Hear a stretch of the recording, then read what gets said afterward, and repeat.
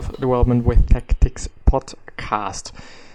As you can see in the background, the practice by Seth, Godin, one of the, I would say actually best authors when it comes to creative work, when it comes to marketing and tips and tricks and how to have somewhat of a good life doing whatever the fuck you're doing, and maybe also figuring out what you want to do as well.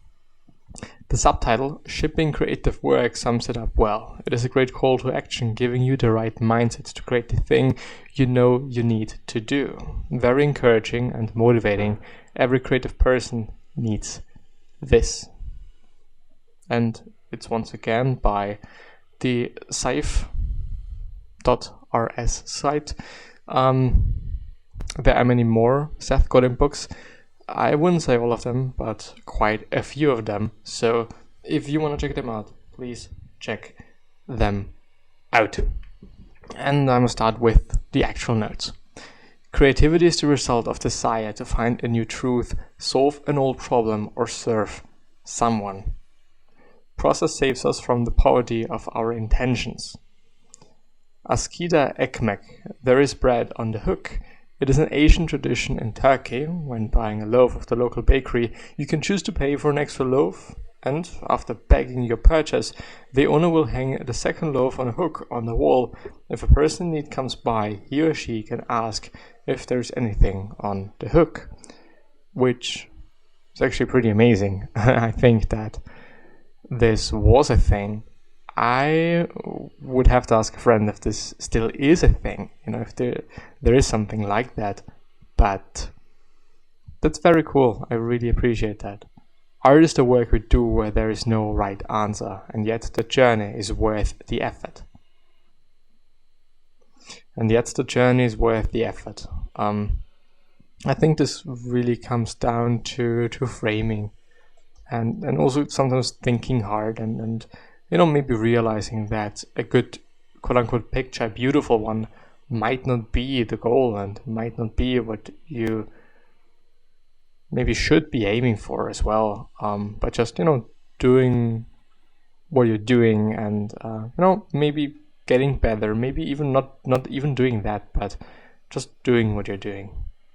Art is what we call it when we're able to create something new that changes someone. No change, no art. Might change you though.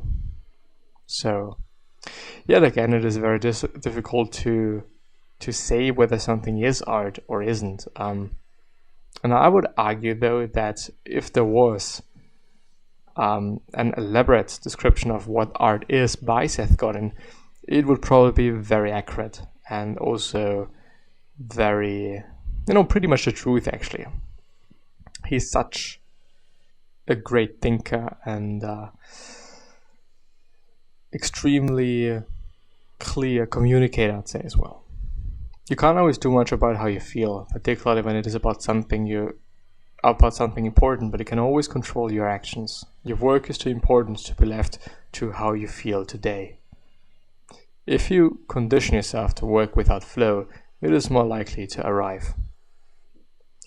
At some point, and I think this is indeed something that Seth Godin often has been talking about also in the past, up to this point, that a professional is somebody that does whatever he or she has to do, even though he or she does not really want to do it at this point of time.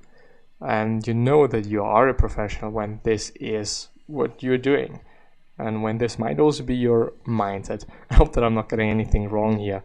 But as far as I remember, this is what he said.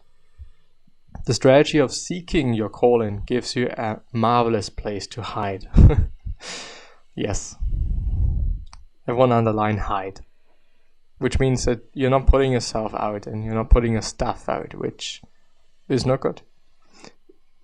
Only after we do the difficult work does it become our calling.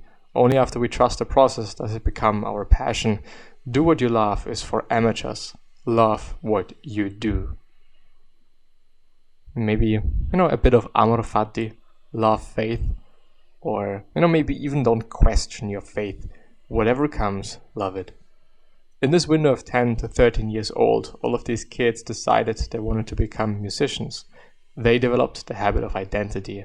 When they looked in a mirror, they saw themselves as musicians, as artists, as people who had committed to a journey. Focus on the practice alone. Focus on the rhythm, on posture, on the magic of the physics of it. The catch is the side effect of the practice itself. Process saves us from the poverty of our intentions. When was the last time you did something for the first time? For me, it might actually, it's maybe not that long ago when I did that. Nostalgia for a future that hasn't happened yet is a modern affliction. Yeah, indeed.